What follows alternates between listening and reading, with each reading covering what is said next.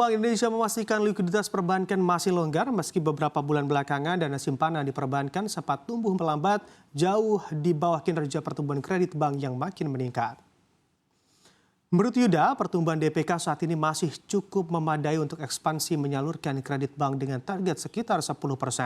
Terlebih Bank Indonesia juga telah menerapkan kebijakan pelonggaran giro wajib minimum atau GWM yang memicu pelonggaran likuiditas perbankan. Yuda menyebutkan dengan adanya pelonggaran giro wajib minimum tersebut terdapat sekitar 125 triliun rupiah yang belum termanfaatkan di sektor perbankan untuk disalurkan sebagai kredit.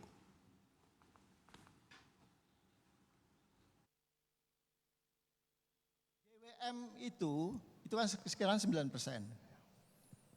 Sebenarnya kita sudah melonggarkan sebesar 4%. Asal disalurkan ke kredit. Nggak asal dilonggarkan bahwa semua bank diturunkan 4%. Jadi dari 9% sebenarnya 5% in practice kebijakan kita. 4% harus disalurkan kepada kredit.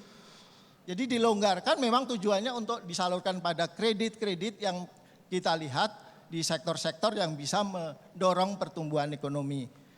Itu baru dari 4% itu kira-kira angkanya 285 triliun. Baru dimanfaatkan 160-an triliun. Jadi masih ada sekitar 125 triliun yang belum dimanfaatkan oleh sektor perbankan. Jadi itu kira-kira masih longgar gitu ya. Masih longgar. Bank sentral di dunia tengah menjalankan eksplorasi mata uang digital bank sentral atau central bank digital currency atau CBDC termasuk Bank Indonesia.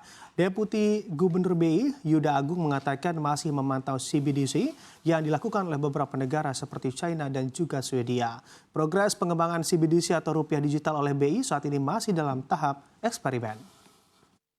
Saja CBDC ini kita terus tes, terus piloting dan sebagainya, dan sekarang ini di Bank Indonesia sedang dalam proses konseptual design, Pak, ya, proof of concept-nya gitu ya, dengan menggunakan simulasi-simulasi dari sisi internal Bank Indonesia. Kita tentu saja akan melihat dari perkembangan ekonomi, perkembangan CBDC secara global juga.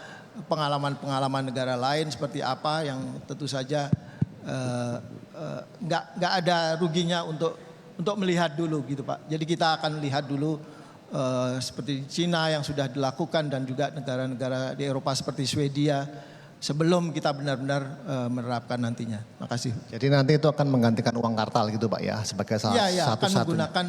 Akan menggantikan fiat money, tapi tentu saja dia dilakukan secara bertahap. Sifatnya masih hybrid gitu ya, berdua berjalan bersama,